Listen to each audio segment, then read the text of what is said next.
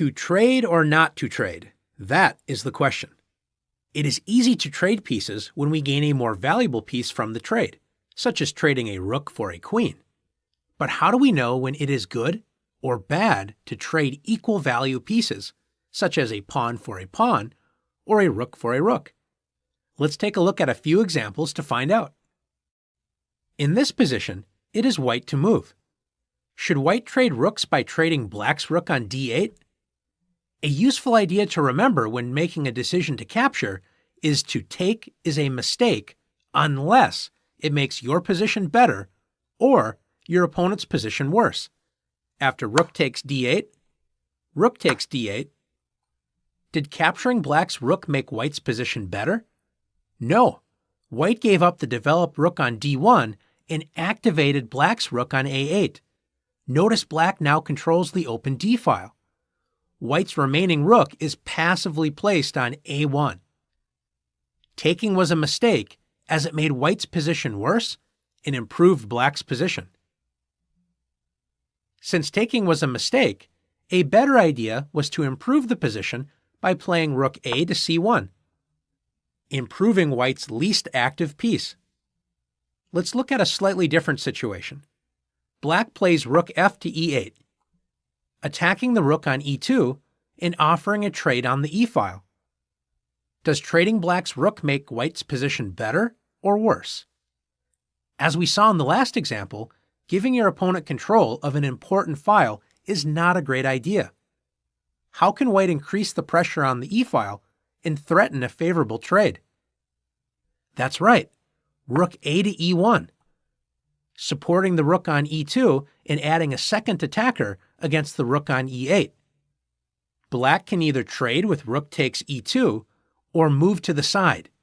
Either way, white gains control of the e-file. After rook e to d8, white can use the e-file to begin attacking targets with rook e7, attacking both f7 and a7 at the same time. Notice if black plays rook to d2, threatening the pawn on a2, white simply plays rook takes a7, winning black's a7 pawn and protecting the pawn on a2. In this position, black wants to castle kingside, but white's bishop on a3 controls the f8 square, preventing black from castling. Notice that black can capture the bishop on a3 with the knight. Should black trade? Absolutely. After knight takes a3, black trades white's annoying bishop, allowing black to improve the position on the next turn by castling. Notice that after white recaptures the knight, with knight takes a3, white's knight finds itself passively placed on the edge of the board.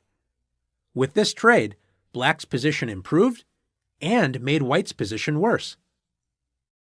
Finally, let's look at an opening example out of the French defense. After e4, e6, this is known as the French defense, d4, and d5, black attacks white's pawn on e4. White has the choice to capture black's pawn on d5. Should white make this trade?